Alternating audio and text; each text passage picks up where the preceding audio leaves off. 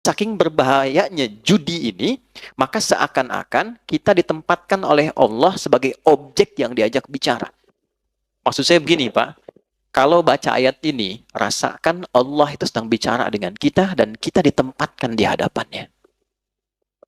Anda sekarang kasau, Panglima, ya kan? Ada di hadapan Anda menyampaikan satu pesan.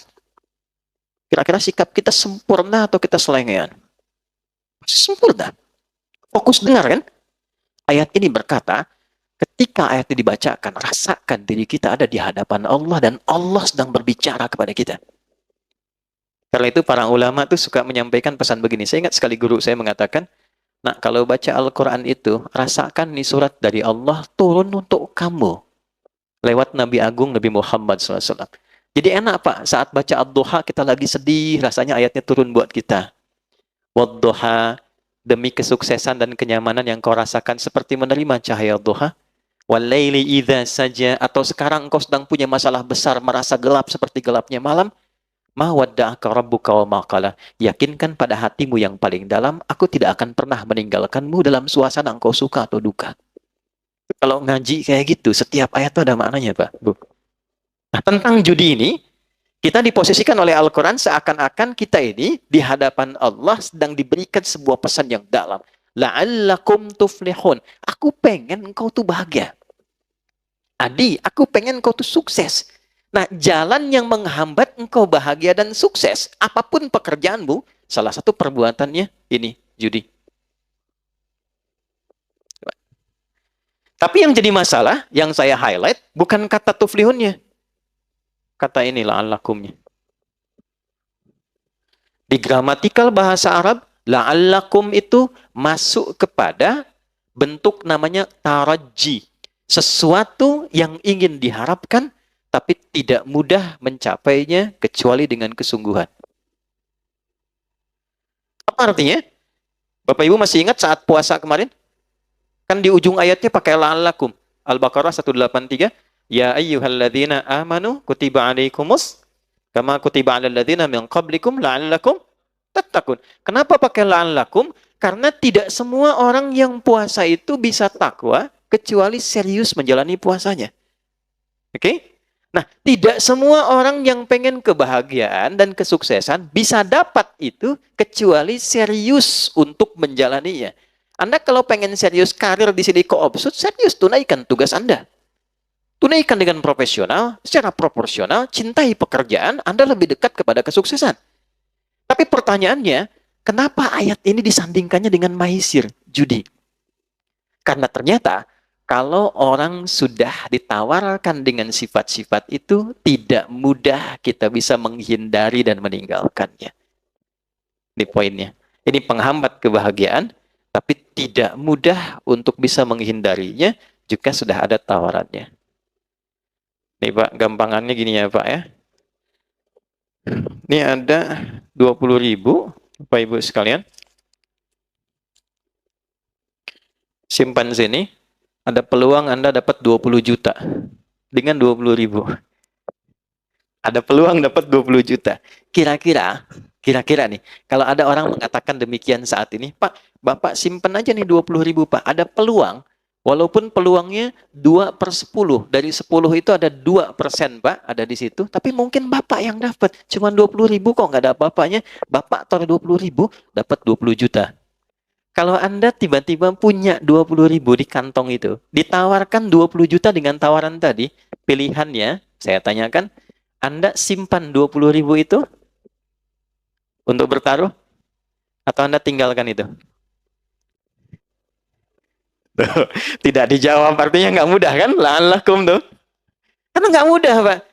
Nah, judi itu sifatnya begitu. Dan itu dimanfaatkan betul dalam konteks sekarang. Karena sifat manusia apa? Kecenderungan manusia ketika dominan nafsunya, dia melihat mana yang paling banyak kuantitasnya. Dia nggak lihat kualitas. Jadi di nafsu manusia itu ada kecenderungan yang mendapatkan banyak. Contoh gampang nih. Ini ada prasmanan misalnya ini. Bapak pengen makan banyak atau sedikit? Umumnya banyak. Kan? Kalau gajian pengen banyak atau sedikit? Pasti banyak. Kalau bonus pengen banyak atau sedikit? Banyak. Lalu di hadapan Anda ada yang mengatakan, taruh 10.000, Anda berpeluang dapat 100 juta. Aktiflah sinyal pengen banyak itu. Itulah yang dimaksud la'allakum. Nggak mudah tuh mengatasi ujian demikian. Dulu masih manual, masih offline. Semua datang, kamu punya apa? Ini, punya apa ini? Saking terkuasainya ketika aktif nafsu ini, takwanya tertekan, maka semua yang dominan itu penguasaan nafsu. Dan sifat nafsu tidak ada yang baik. Dulu saking dominannya, Bu, yang dipertaruhkan sampai istrinya, yang dipertaruhkan sampai anaknya, yang dipertaruhkan bahkan sampai kedua orang tuanya. Sekarang yang dipertaruhkan, tabungan anaknya. Yang dipertaruhkan, tabungan istrinya. Nggak tanggung-tanggung, yang dipertaruhkan tabungan rekan-rekan seperjuangannya. Kebayang? Kenapa? Karena aktif bagian sinyal tadi. Itulah yang disebut maisir. Kelihatannya gampang dapat, tapi ada tipuan dan kotoran di dalamnya. Maksud Quran itu apa? Ini extraordinary crime. Jangan coba-coba masuk ke wilayah ini, ya, karena konsekuensi dari ini semua, ini mencakup semua ya. Mau pemainnya, player, mau bandarnya, ya, mau semua yang terlibat di dalamnya. Pokoknya kalau sudah masuk ke wilayah ini, satu, unsur kebahagiaan itu akan mulai berkurang sampai ke titik hilang. Bahagia itu sama dengan tenang. Tenang lawannya apa? Gelisah. Jadi orang yang judi, hal pertama yang dia dapatkan dalam hatinya, kegelisahan. Kalau nggak percaya, silahkan cek orang-orang yang masuk ke lingkup judi, kemudian edik di dalamnya, dan dia mulai kena yang pertama gelisah, lalu masuk mempertaruhkan yang ada, perhatikan karirnya bagaimana. Itu yang kemarin, 800 sekian juta. Lihat dampaknya kepada karirnya. Selesai. Pengabdiannya tidak dilihat. Pertaruhan nyawanya sebagai abdi negara. Selesai semua, Pak. Dia berhenti dalam keadaan tidak terhormat dan melekat status pada dirinya sepanjang hidup seorang penjudi. Judi yang dulu offline, sekarang masuk online. Nah, ini Pak, di situasi kita sekarang. Nabi sudah wanti-wanti 15 abad yang lalu. Terjadi percepatan digital, waktu semakin cepat, dan kejahatan polanya berpindah. Dulu polanya offline, sekarang online. Masuknya ke wilayah-wilayah yang selalu membersamai kita. Handphone kita kan sering online. Ya kan? Orang sekarang sudah nggak penting handsome, Bu. Yang penting handphone. Bangun tidur kan sudah buka status. Oke? Sholat baru salam sudah buka status. Nah sekarang dari semua yang dibuka itu sudah masuk ke dalam situ semua unsur-unsur ini. Ini sulit dikendalikan. Tahun 2007, ini perempuan juga di Amerika. Ada seorang perempuan, dia menganalisis. Melihat setiap negara dengan bonus demografi tinggi. Kan? Dan tapi saking cerdasnya orang ini, cuma kecerdasannya ditempatkan pada sisi yang negatif.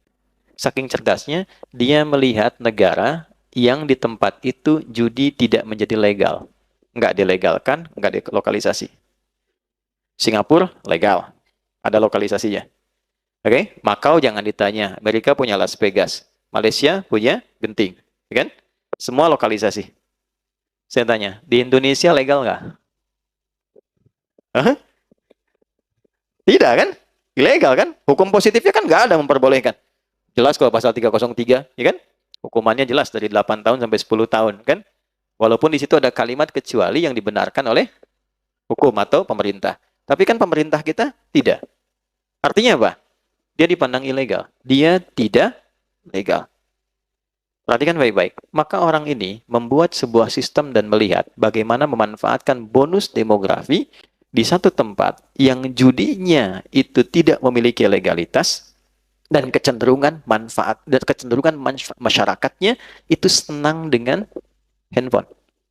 Dan dia temukan kesimpulan bagaimana membuat sebuah sistem judi yang polanya khusus masuk ke wilayah ini yang bisa dikendalikan dari jauh karena online. Jadi bikin dari luar, Pak. Bikinnya dari luar, tapi nanti pengguna-penggunanya IP-nya bisa ada di dalam. Ya, yang diberikan gampang. Dia nggak bikin yang besar-besar. Yang besar sudah ada. Roulette, yang kasino. Ya, orang-orang ini mainnya nggak di tempat kayak gitu. Kalangan-kalangan yang tidak ke Las Vegas, tidak ke Macau, dan sebagainya. Difasilitasi pada satu bagian perangkat yang dia bawa dalam hidupnya terus. Masuk di kantongnya.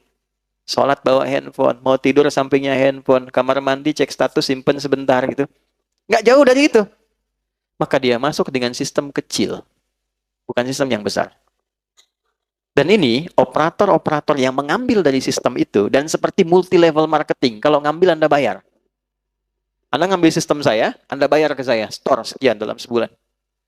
Itu mereka pun sama semua mengatakan bahwa yang jadi incaran tuh tempat-tempat seperti kita ini Indonesia. Makanya sekarang kalau Bapak lihat pergerakan dari para penjudi, mereka semua sepakat mengatakan itu pasar terbesar di dunia sekarang untuk bisa mereka rasakan kenikmatannya dalam judi online di Indonesia.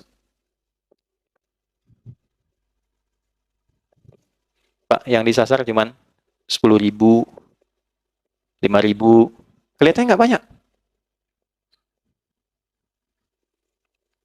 Bikinkan slotnya, tuh, 2, 3, 4 slot. Kita, apapun namanya, dia bikin dulu polanya semacam judi slot, ya Pak? Dikasih slot, tapi ditempatkan dalam bentuk pola seperti game. Anda beli, diatur gamenya, dikasih ID-nya, dikasih sekian durasinya, berapa Anda deposit di situ. Taruh dah 10.000, taruh 500.000, taruh 5.000, ya. Tapi yang ditampilkan apa?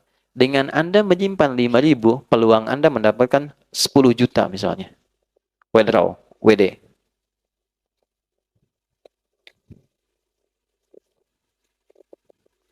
Pak, 5.000 itu berapa persen sih Pak dari pendapatan? Anda dapat 5 juta, keluar 5.000, berapa persen?